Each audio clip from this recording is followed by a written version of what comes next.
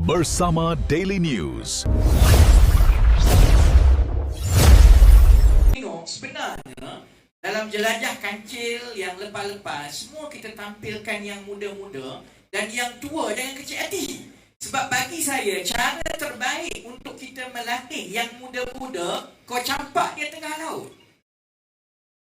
Biar dia boleh, kalau dia tenggelam, tenggelamlah. Kalau dia boleh berenang, insya-Allah lepas itu, dia ada potensi yang lebih baik daripada kita yang lebih tua sekarang. Tapi budaya politik kita tak macam itu. Budaya politik kita, kalau ni, sampai ke sudah dia tak nak turun. Jadi ambil contoh, saya bagi contoh yang baik, parti lama saya lah PKR. Macam mana orang macam saya, macam ni, mula-mula belajar berucap. Sebab kami kena campak pun. PKR masa mula, 25-27 tahun lepas. Mana ada penceramahnya, mana ada pimpinan besarnya, mana ada namanya.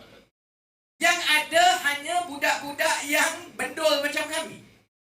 Jadi dia campaklah ke depan. Tapi sebab kita berlatih dan diberi peluang, daripada satu ceramah ke satu ceramah, bulan ke satu bulan, dah kalau kamu ceramah lama, lama-lama hilanglah rasa gugupnya. Lama-lama kita makin lancar. Tapi masalah dalam mana-mana organisasi, dalam masyarakat ke dalam negara, orang selalu lupa. Sebab itu tak salah kalau Tuan Mahathir kata Melayu ni cepat lupa. Memang betul. Cepat sangat lupa. Bila dia dah jadi besar, dia dah lupa asal usulnya bahawa parti, organisasi itu sebenarnya dimulakan dan dibina oleh yang dulu-dulu kerana peluang itu diberi. Sebab itu bersama kita minta, walaupun kadang-kadang orang rasa tak selesa dengan cara kami, kita akan terus lontar yang muda-muda ini ke depan tengah laut. Harapan kita dia boleh berenang. Kalau dia tak berenang, dia lemas, dia mati, kita campak yang baru. Sebab itu cara yang paling baik untuk kita membina sesuatu kekuatan. Mana ada, saya bagi contoh, orang yang, saya bukan contoh yang baik lah, katakanlah nak ada badan berketul-ketul. Kan sekarang orang pergi gym kan, badan berketul-ketul ni kan. Allah dah buat bahawa untuk mendapat sesuatu yang kuat, yang kental, kita kena terus ulang benda yang sama dan kita kena genggangkan yang lembik dan yang lembut itu supaya dia jadi keras. Cara dia ialah kita kena ulang supaya ia terus ditekan dan ditekan dan ditekan. Lama-lama dia jadi otot lah. Kalau kita duduk, kemudian kita tengok live stream Rafizi tiap-tiap malam, lepas tu kita nak badan berketul, tak jadi bang, dia jadi satu ketul. Sama juga dengan bersama sekarang ini, memang peluang yang kita nak bagi kepada orang muda-muda, walaupun yang menonton, kadang-kadang yang tengok kat depan, yang hadir, dia kata, aku datang bukan nak dengar kau. Aku datang nak dengar yang lain. Tapi sebagai satu masyarakat, kita yang tua, memang tanggungjawab kita untuk paling kurang bagi 30-40 minit kepada yang muda-muda ini. Begitulah kekuatan sesebuah parti organisasi itu insya-Allah akan dibina. Sama juga dengan calon. Kita buka semua kan. Saya dah tengok sekarang ada lebih kurang 300 orang yang datang. Ni korang gila ke apa? Parti ni orang kata hilang deposit lah. Ni amar je cakap. Jadi malam ni tak adalah aku untuk PAS. Ni je yang tekan. Saya datang, kalau jumpa ni amar, saya peluk dia malam ini. Kita buka dalam dah dekat seminggu lebih lah, ada lebih kurang 300 orang yang tampil kan. Dan untuk jadi calon tu memang cerewet lah. Dia kena isi semua maklumat dia. Kemudian dia kena temu duga dengan sistem, bercakap dengan skrin kan. Soalan-soalan itu ditanya secara rawak berdasarkan maklumat peribadi dia. Kita memang ada komputer sistem kat belakang tu. Bergantung kepada pengalaman kerja dia, pengalaman hidup dia, soalan-soalan itu akan ditanya berdasarkan maklumat itu. Bila saya tengok, dan saya memang kepada yang hantar tu lah, saya tengok satu persatu. Kadang-kadang saya ulang tengok temuduga tu 2-3 kali nak kenal. Bukan semata-mata untuk pilih calon. Sebenarnya saya nak tengok pandangan orang biasa mengenai politik di luar. Kerana yang tampil nak jadi calon ini ialah hampir semuanya bukan orang politik. Hampir semuanya rakyat biasa. Saya boleh sebut, saya terkejut tengok kat Kelantan ada lebih kurang 12 macam itulah kan. Yang tampil itu bukan calang-calang. Semua profesional. Kita dah selesaikan tapisan calon kita untuk negeri Johor. Saya rasa bersyukur kerana insya-Allah bila kita umumkan, saya yakin sebenarnya calon-calon yang kami umumkan untuk pilihan raya negeri Johor minggu depan itu, calon-calon ini saya rasa lebih berkualiti daripada parti-parti yang dah berpuluh-puluh tahun ada. Saya rasa orang akan terkejut.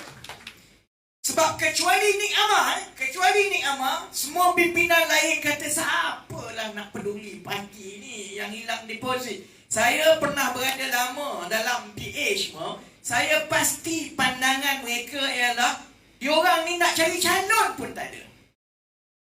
Tunggu minggu depan hari Jumaat bila kita perkenalkan calon macam biasa, live macam ini. Kepada semua, kalau ada nak bercuti minggu depan jangan. Kamu tunggu pukul 9 malam daripada JB. Bila kita perkenalkan calon demi calon, saya boleh beritahu sepanjang saya ada dalam PKR pun susah untuk dapat calon yang macam tampil untuk bersama dan yang sanggup letak besar-besar semata-mata untuk bersama-sama dengan kita. Sebab dia kembali kepada apa yang Nik sebut tadi. Orang yang melihat bersama ini sebagai satu jalan politik, itu terpulang.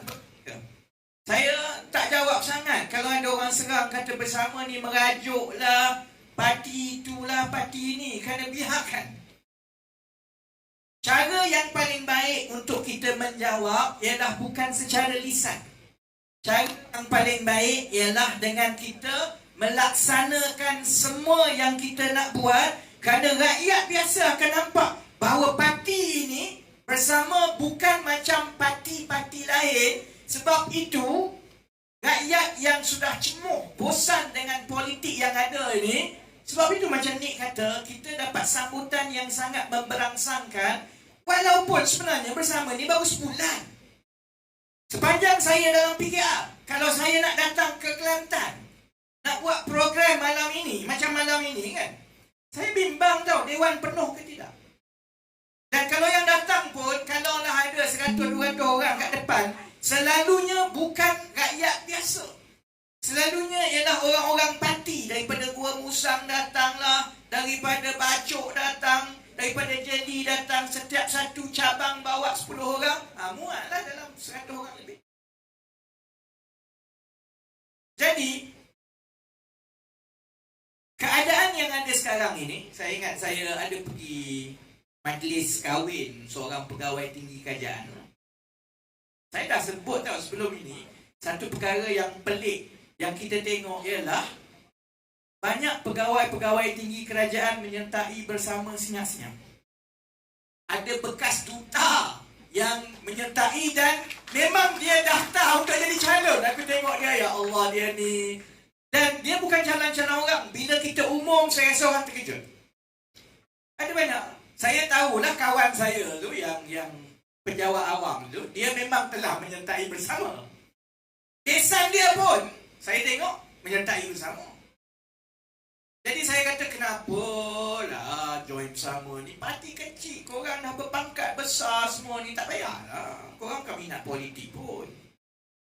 Ada satu jawapan yang saya rasa menarik. Dia kata dia bukan soal parti kecil besar semua. Kehadiran bersama ialah tepat pada waktu dalam keadaan pengundi-pengundi, terutamanya pengundi Melayu, dah muak dengan bergaduh siapa nak jadi Perdana Menteri. Yang kita dengar tiap-tiap hari baca ialah siapa nak jadi Perdana Menteri. Dia sampai sanggup bergaduh ni soal calon Perdana Menteri. Pakatan Harapan senanglah. Memang Datuk Seri Anwar memang dah ada sebagai incumbent, penyandang Perdana Menteri. Jadi Pakatan Harapan tak ada isu lah. Dalam Barisan Nasional, sebenarnya walaupun mereka tak sebut siapa calon Perdana Menteri, belakang tu catur tu hebat tu. Datuk Seri Zahid Hamidi, dia tak ada nak umum dia nak jadi Perdana Menteri. Dia takut hilang undi.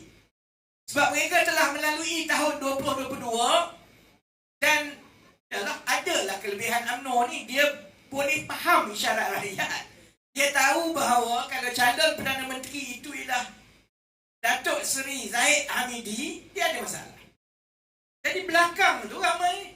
Ada yang tengah tolak Johari Gani lah. Ada yang tolak yang ini. Kalau kamu tolak Johari Gani, Tok Mat Hassan nak kata apa? Zahid nak kata apa? Sekarang ni boleh lah. Boleh. Simpan soal berebut siapa nak jadi menteri ni. So, diorang semua bersatu padu ni dalam UMNO sekarang sebab biar kita menang dulu. Lepas kita menang tak apa, tengok siapa antara kita jadi Perdana Menteri. Dalam Perikatan Nasional, tak payah kata kan. Saya pun malah nak komen dah. Dia punya jadi hancur, berkecai, terburai semata-mata kerana soal siapa jadi Perdana Menteri. Bersatu Tan Sri Muhyiddin. Kemudian yang geng lama dalam apa nama ni, bersatu yang dengan Datuk Seri Hamzah Zainuddin, yalah dia nak jadi Perdana Menteri. Dan PAS pun ada masalah ni. Kerana walaupun secara rasmi ada kumpulan dalam PAS yang nak tengok Datuk Seri Dr. Samsuri jadi Perdana Menteri, bukan semua dalam PAS bersetuju. Kemudian bagaimana pula dengan yang Hamzah Zainuddin? Itu belum diselesaikan lagi. Semua ini dalam keadaan macam-macam masalah yang ada dalam masyarakat. Dan kalau dekat Kelantan ini masalah paling basic pun tak selesai lagi. Tapi elit politik Melayu dekat atas, dia berebut siapa nak jadi Perdana Menteri.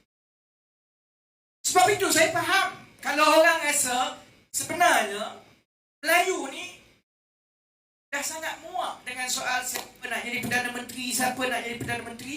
Dan kami yang 2-3 orang gedeber ni, yang buat bersama ni, kita pun dah melalui proses itu. Kita betul-betul berharap, kita berjuang, kita nak tukar supaya Datuk Seri Anwar jadi Perdana Menteri, supaya masalah rakyat tu selesai. Dia bukan soal kuasa. Dia supaya kita nak tengok masalah rakyat itu selesai. Tapi akhirnya dia business as usual. Balik jadi yang sama juga. Kalau soal nak dapat imbuhan, nak dapat jawatan, jalan itu mudah. Sama ada kekal dalam politik ke, sama ada kami kembali jadi orang korporat ke. Saya dengan Wong Chen dua-dua geng korporat tau. Boleh saja kami balik. Tapi oleh kerana kami dah terlajak. Dah terlajak ni maksudnya dah 20 tahun lebih berada di arena rakyat macam ini. Untuk saya kata bye-bye, terima kasih, saya nak balik, tinggal buat duit. Saya tak apalah, ni yang muda-muda ni. Masalah rakyat yang semakin membengkak, tapi akhirnya politik Melayu tetap jadi macam itu. Kita tak nak cerita pasal masalah-masalah besar ini. Kita hanya nak tengok siapa nak naik dan kita berdoa lah dan kita tawakal. Kalau orang yang kita suka itu naik, maka selesailah masalah. Itulah yang menjadi kat Kelantan sendiri-sendiri. Politik individu macam itu, akhirnya selama 40 tahun tak boleh menyelesaikan masalah.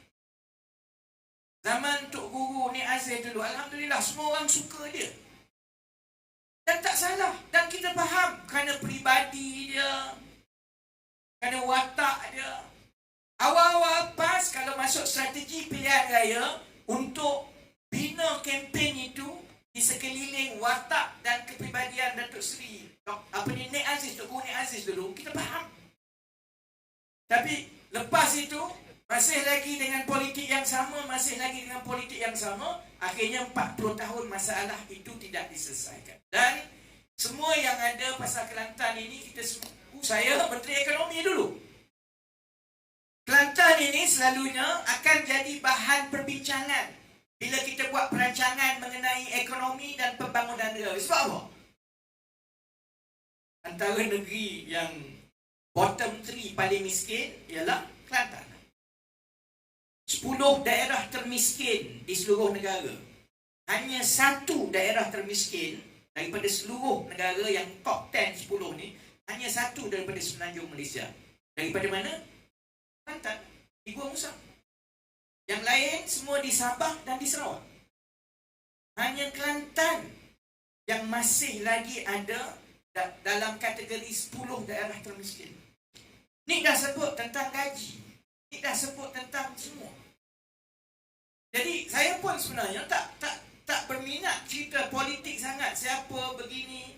Saya pun kalau pergi ke parlimen kadang-kadang letih nak menjawab dan letih nak melayan. Sebab wakil-wakil rakyat dari Kelantan, baik daripada PAS ataupun daripada Bersatu, dia hanya ada satu jawapan kepada soalan orang Kelantan. Kenapa Kelantan begini? Soalan dia ialah, oh kami dianaktirikan.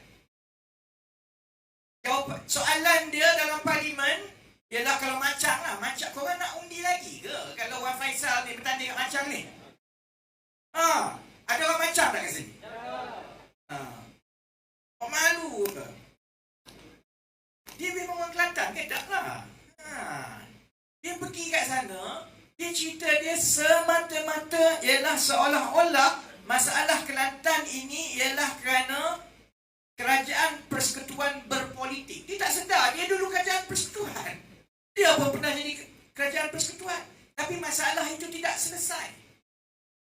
Dia kata peruntukan tak diberi. Peruntukan kepada Kelantan adalah antara paling tinggi di Malaysia.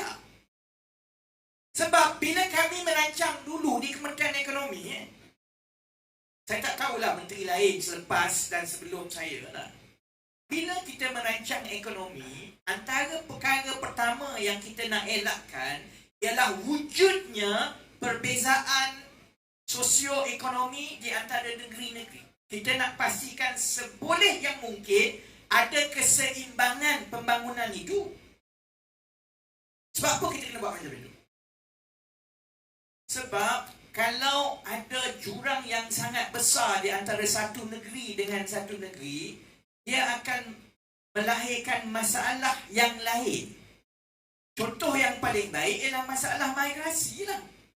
Bila anak muda, saya janganlah kecil hati lepas dia Rafizi datang Kelantan, dia kata Kelantan melahirkan masalah. Saya bercerita dari segi secara akademik. Bila kita merancang ekonomi lah, kita tak boleh benarkan satu kawasan itu lebih mundur daripada kawasan yang lain.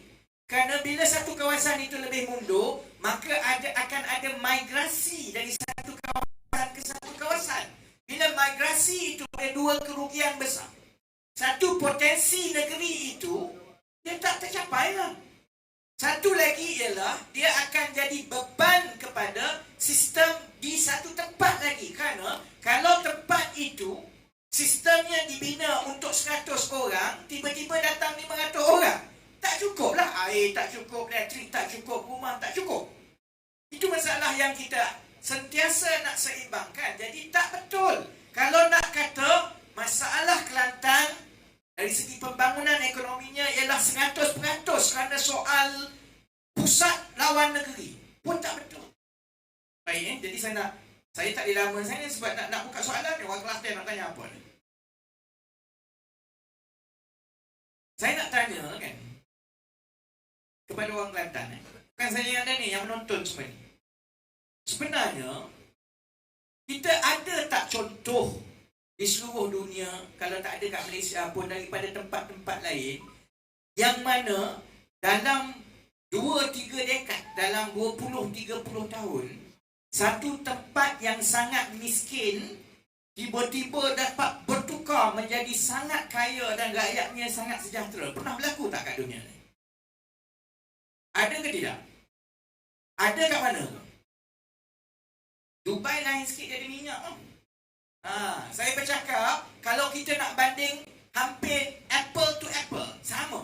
Maksudnya, rakyat dia miskin, nak kata dia ada kekayaan sangat pun tak ada. Tapi, dalam 20-30 tahun, dia boleh melonjak naik, jadi cukup kaya dan rakyat dia sejahtera. Dekat mana? Dekat China. Betul, dekat China. Nanti orang kata, orang apa ni, kata saya nak dapat undi Cina. Dah, ini cerita sejarahnya. Cina tahun 60-an ada lebih kurang 30 ke 40 juta rakyat mati kebuluran. Bayangkan, kita ni, satu Malaysia ni, penduduk dia kecil 34 juta. Kalau ikut pengalaman Cina, habis rakyat Malaysia ni mati semua. Kebuluran. Cina tahun 60-an ada lebih kurang, dia bergantung kepada laporan lah. Estimate paling rendah 30 juta. Estimate paling tinggi 60 juta. Orang mati kebuluran. Tak boleh makan. Tak ada makanan. Sebabnya ialah kerana pimpinan masa itulah. Sistem Cina daripada selepas Perang Dunia Kedua, dia pakai sistem komunis. Bila sistem komunis, semua ni kena ikut arahan di atas. Jadi di Beijing, Mao Zedong kata, setiap daerah aku nak padi kau banyak ini, gandum kau banyak ini, besi kau banyak ini. Kan? Jadi Cina masa itu, antara tahun 45 ke 60-an tu, dia sibuk nak jadi satu negara industri yang setanding dengan blok kapitalis. Dia komunis kan, dia nak tunjukkan yang dia pun hebat macam kapitalis. Jadi dia letakkan sasaran dari segi pengeluaran besi dia yang tak masuk akal. Akhirnya, yang kat bawah ni, bila kuota pengeluaran besi itu tak pernah cukup daripada sebulan ke sebulan, akhirnya ketua-ketua komunis kat bawah tu dia buat apa? Apa-apa yang besi, kami akan rampas sebab kami nak leburkan supaya kami dapat mencapai kuota pengeluaran besi kami, supaya kami dapat cantik dekat bos kami di Beijing. Kuali pun dia leburkan, kena rampas. Cangkul pun semua, dia kutip semua cangkul. Semua leburkan. Dan akhirnya yang jadi apa dah? Bahan asas untuk bertani pun tak ada. Akhirnya, yang besi itu cukup, yang makanan tak cukup. Dia berlaku tahun 60-an. Dan ambil masa begitu sehingga tahun 70-an kena tunggu Mao Zedong mati dulu pula. Mao Zedong mati tahun 1976. Kemudian ada seorang orang pendek, nama dia Deng Xiaoping. Deng Xiaoping. Deng Xiaoping ni 3 kali kena penjara, nak kena bunuh dengan Mao Zedong. Dia naik, dia tak nak apa-apa jawatan pun. Kalau tengok dari segi sejarah dia, Deng Xiaoping bukan Presiden China. Deng Xiaoping bukan Presiden Parti Komunis ke apa, tak ada. Deng Xiaoping satu-satunya jawatan yang dia ada ialah pengurusi Majlis Ketenteraan Cina. Tapi dia orang lama yang daripada zaman Mao Zedong sama-sama perang. Jadi bila Mao Zedong dah mati, Deng Xiaoping ambil alih tahun 70-an, 78. Jadi dialah orang yang paling kanan dan dialah yang sebut, dia yang sebut satu pepatah yang sekarang ini satu dunia ulang. Dia sebut, sebenarnya aku tak kisah kucing tu colour hitam ke colour putih. Aku tahu kucing tu boleh tangkap tikus. Maksud dia kepada orang Cina, dia sebenarnya tak peduli pun politik. Kamu nak panggil apa, panggil lah. Panggil komunis ke, panggil kapitalis, aku tak kisah. Asalkan Cina boleh keluar daripada kemiskinan dan boleh bantu rakyat. Deng Xiaoping antara perkara pertama yang dia buat apa dia? Dia pergi ke satu kampung nelayan. Kampung nelayan itu sempadan dengan Hong Kong. Kampung nelayan itu nama Shenzhen. Tahun awal 80-an. Dia beritahu kita kena bangunkan Shenzhen ini untuk bagi kerja kepada anak-anak Cina yang miskin. Kau pernah tengok Shenzhen sekarang tak? Shenzhen tu tahun 80-an, kampung nelayan tu. Saya naik kapal terbang, saya lalu kat atas Shenzhen tu kan. Kan kita naik kapal terbang, kita nak landing, selalunya dia akan lalu bandar dulu sebelum jumpa airport kan. Kalau kat KL pun lah, paling lama pun kita lalu kat KL sebelum mula sampai ke Sepang tu, paling lama berapa? 10 minit, 15 minit lah. Shenzhen tu, 45 minit tak habis lagi. Bandar sebandar-bandar, bila nak habis Shenzhen ni? Satu kampung nelayan yang Deng Xiaoping pergi buka tahun 80-an, dalam tempoh 30 tahun, jadi megalopolis antara bandaraya paling besar di dunia, penduduk 34 juta orang. Satu Malaysia ni duduk dekat Shenzhen. Semua benda yang paling canggih dekat dunia ada dekat Shenzhen. Ikut semua tu. Sebab untuk keluar daripada kemiskinan, untuk keluar dan menyelesaikan masalah, dia bukan soal label tak label ni. Deng Xiaoping dah kata dia tak kisah kucing tu hitam ke putih, asalkan tangkap tikus. Ya. Yang penting tangkap tikus. Sebab itu dia kata dia tak nak dengar ni kita komunis tak komunis semua ni. Dia tahu mesti mewujudkan pekerjaan, dan untuk mewujudkan benda itu dia meletakkan asas kepada sistem pentadbiran Cina yang ada sekarang. Apa sistem dia? Hanya orang yang terbaik yang dilantik buat kerja yang jadi ahli. Kenapa Cina boleh jadi macam sekarang? Kerana setiap wilayah Cina itu dia bersaing masing-masing dengan wilayah yang lain. Dan hanya orang yang terbaik daripada kalangan mereka yang dilantik untuk menjadi gubernur wilayah itu. Saya pergi ke China, saya pergi melawat, jumpa gubernur, lebih gubernur sebenarnya. Dia tak sembang politik komunis ke, dia tak sembang apa. Bila dia sembang, dia akan sebut GDP kami banyak ni, pertumbuhan kami banyak ni, pekerjaan kami banyak ni, budak-budak kami banyak ni. Itu je dia peduli. Dia tak peduli dan dia takkan bergaduh pasal soal politik ni.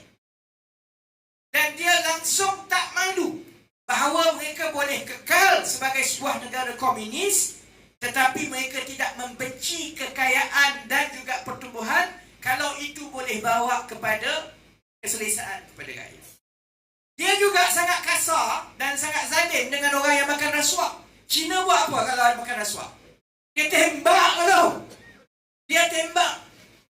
Masa saya di Cina 2 tahun lepas, saya ada banyak kawan yang CEO syarikat-syarikat besar Cina ni, gubernur semua kan. Dia orang beritahu saya senyap-senyap lah. Kita baru dapat arahan, semua tak boleh pakai kereta besar.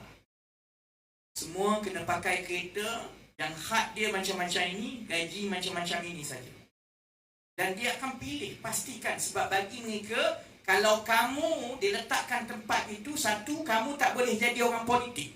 Perasan tak? Semua syarikat besar Cina, mana ada orang politik dalam itu? Semuanya orang PhD, orang sehebat-hebat saintis. Sebab itulah adanya Huawei, ada Tencent, ada Alibaba, ada Geely, ada BYD. Semua ini sebab bila dia letak orang itu ialah orang yang pakar dalam bidang itu. Dan yang saya jumpa CEO syarikat Cina ni kan, hampir semuanya jadi CEO di syarikat Mat Saleh di US dulu. Dia dah jadi CEO di syarikat Mat Saleh 10, 15, 20 tahun. Kemudian dia balik, layaklah dia jadi kat situ.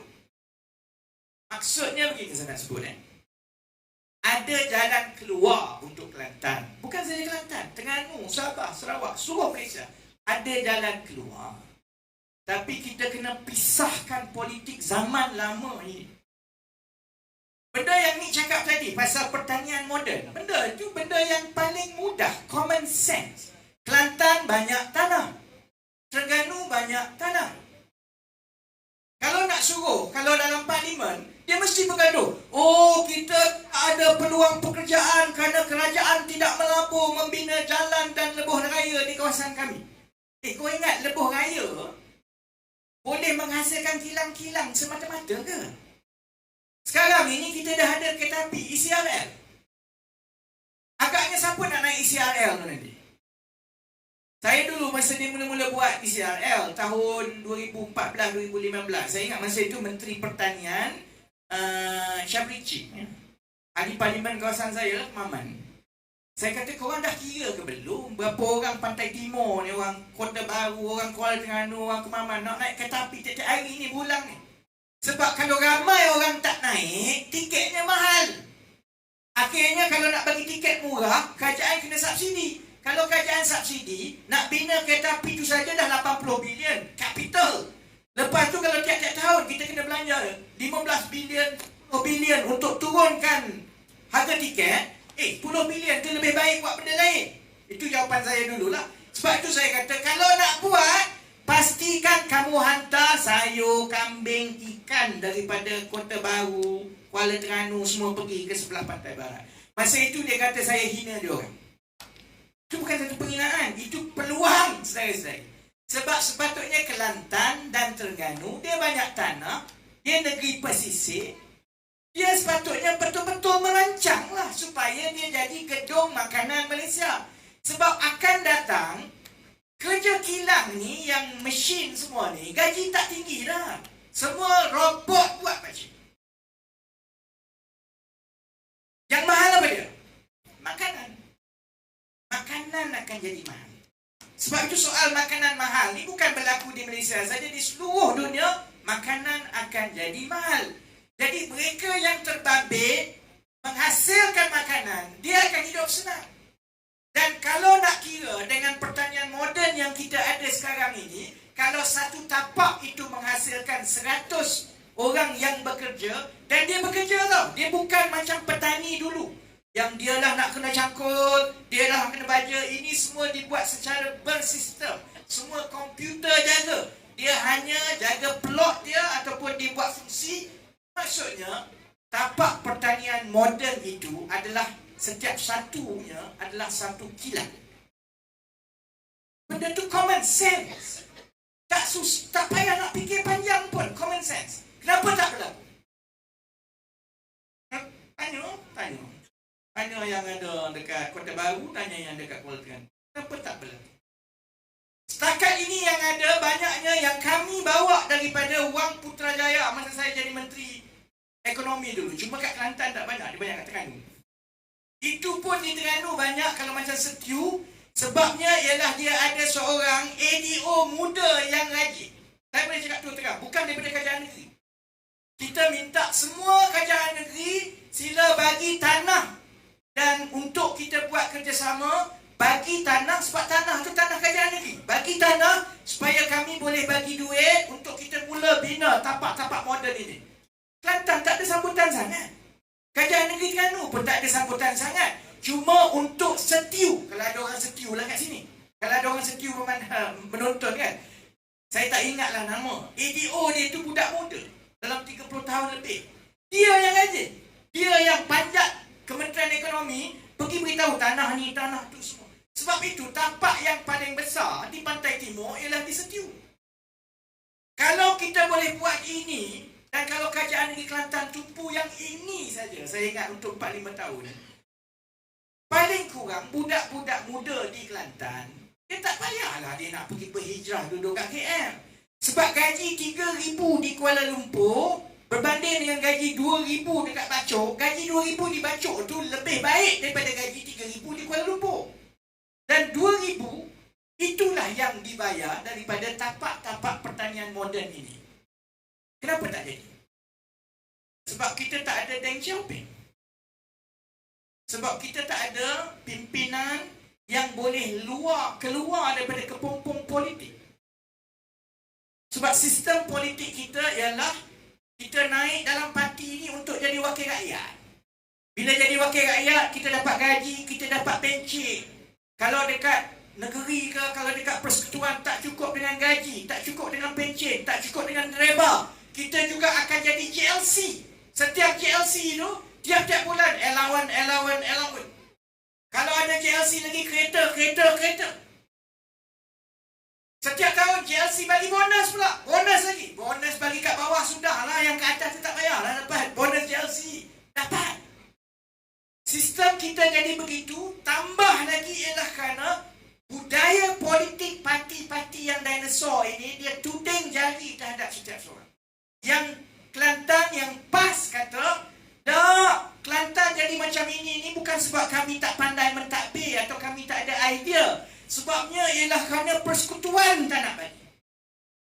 Yang persekutuan pula, dia akan cakap 1, 2, 3, 4. Masalah itu sampai ke sudah tak selesai. Sebab itu, di masa akan datang, ada 2-3 perkara yang kita boleh belajar daripada Deng Xiaoping. Dia dah mati lama dah, orang tua tu. Satu, kalau mana-mana masyarakat negara, kita kena ambil orang yang ahlinya untuk mengerjakan tugas itu. Kalau tugas itu ialah untuk membina tapak pertanian moden, kamu cari pakar untuk pergi buat ni. Kita tak peduli orang tu orang mana. Kalau kena ambil orang Sabah datang ke Kelantan untuk memulakan tapak-tapak pertanian moden, ambil orang Sabah. Jangan duk kata, oh kita kena orang Kelantan lah. Oh, tak boleh. Tak jadi gitu. Kalau orang Sabah, apa Sabah lah. Yang penting benda tu jadi. Kerana bila dia jadi, limpahannya itu ialah kepada rakyat terbanyak. Itu satu. Yang kedua, orang politik ni jangan campur benda-benda yang dia tak tahu. Kalau kamu dilantik jadi wakil rakyat, kamu duduk dalam Dewan Undangan Negeri ataupun dalam Parlimen, kamu fokus tugas kamu. Jangan kamu nak sibuk jadi ahli lembaga pengarah pun dia lah. Nak jadi CEO pun dia lah. Nak jadi influencer pun dia lah. Sebab itu, bersama memang jelas. Kita dah sebut kalau selagi kami ada, kami akan jadi parti yang paling lantang memperjuangkan lepas ini pencen dihapuskan. Tak cukup lagi. Ini cerita lantikan ini. Sekarang kita tengah bincang ni macam mana nak buat. Sebab ada dua pandangan. Satu pandangan, kalau ikut rakyat ni, rakyat memang tak nak dah lantikan GLC segala yang allowance banyak ni. Mengada-ngada. Sebab itu saya paksa supaya kalau PKR dulu dan sekarang bersama, kena isytiharkan pendapatan dan juga harta. Saya nak tunjuk sebenarnya, jadi Menteri Besar Selangor, pendapatan dia boleh jadi 180,000 sebulan. Kau gila ke apa? Masuk office, 180,000. Sekarang lagi lah. Bukan saja masuk office, Menteri Besar Selangor tiap-tiap hari duk main gym ni. Tak payah lah. Kalau kita bayar sampai 100,000 sebulan, tak payah tunjuk aku makin kurus lah. Kalau orang biasa pun, kalau dapat 180,000 sebulan, bukan saja boleh tunjuk kurus, dia boleh tunjuk lagi handsome daripada yang ada sekarang ni lah. Sebab itu saya suruh isytiharkan. Jadi, tapi ada dua pandangan ni. Satu pandangan kata, tak boleh sebab GLC ni adalah milik kerajaan. Kalau kita tak lantik wakil-wakil rakyat, wakil kerajaan, jadi orang yang dalam yang menguruskan GLC ni nanti dia tak ikut dasar kerajaan. Jadi, satu perkara yang saya ingat dah jelas sekarang yang kami tengah tengok ni ialah dia tak boleh ada ahli politik di dalam mana-mana badan milik kerajaan atau rakyat yang berkenaan dengan perniagaan. Tak boleh. Baik GLC, macam Telekom, Maybank, semua tu kalau di peringkat persekutuan pun tak boleh. Di peringkat negeri contohnya, kalau ada SEDC dekat Kelantan kita panggil PKNK. PKINK, Perbadanan Kemajuan Iktisad Negeri Kelantan dah. Kan PKINK ni kan ada banyak anak syarikat yang buat bisnes ni kan. Tak boleh lah ada ahli politik dalam itu. Yang itu jelas. Cuma soalan yang kedua ialah bagaimana dengan badan-badan berkanun yang lain. Kalau contohnya dekat persekutuan ada Suruhanjaya Perkhidmatan Air. Ada ni yang lembaga Koko, lembaga Nenas, kemudian ada ke Sedar, ada ke Tengah, ada ke Jora, ada ke macam-macam ada, berpuluh-puluh lah. Yang ini boleh tak kita letak? Kalau tanya saya, jangan. Tak boleh. Jadi macam mana kalau kita kata tak boleh, kita nak bagi kepada orang yang betul-betul ahli, macam mana kita nak jawab kalau orang tanya, habis macam itu, apa guna kita lantik kamu jadi kerajaan? Kamu lepas tangan terus semua badan-badan kerajaan. Macam mana kita nak jawab? Kami sedang perhalusi ialah kaedah begini. Jangan campur tangan lantik ahli politik dalam GLC itu satu, dalam badan berkanun pun tak boleh. Tapi kita perkuatkan parlimen dan juga dewan-dewan undangan negeri. Supaya yang profesional yang mengendalikan badan berkanun ini, yang GLC ini, mereka akan datang ke parlimen untuk jawab ahli-ahli parlimen. Baru ahli parlimen, dia bukan pergi ke parlimen jadi Wan Faisal tersengih-sengih. Kamu banyak kerja ni. Kalau tugas kamu sebagai ahli parlimen, di bawah tanggungjawab kamu adalah 3 Suruhanjaya. Kamu kena semak macam mana kedudukan kewangan dia, adakah yang dasar yang dibuat ini bertepatan dengan kehendak rakyat. Kalau tak setuju, panggil mereka ke parlimen. Lantikan kepada Suruhanjaya, JL, badan-badan yang besar ini, nak lantik pun melalui proses parlimen. Tapi kita kena pisahkan antara ahli politik di parlimen dan dewan dengan yang duk makan gaji dan dapat allowance. Sebab yang ni yang dibuat di negeri China. Dia tak campur langsung. Mana boleh ahli politik, anggota parti komunis nak campur tangan semua ni. Kena tembak kau kat China. Kalau kamu anggota kerajaan, tugas kamu buat itu saja. Yang nak tentukan soal bank pusat mereka, itu ahli ekonomi. Jangan campur. Kerajaan hanya buat ketetapan dan dia selia. Dan saya ingat, kalau kita boleh buat itu, bukan saja di Kelantan. Saya rasa Malaysia ini potensinya jauh lebih besar daripada yang kita tengok sekarang. Dan saya nak tutup beginilah. Orang akan kata, kamu sembang boleh lah. Sembang boleh lah. Masa kamu menteri, kamu buat apa?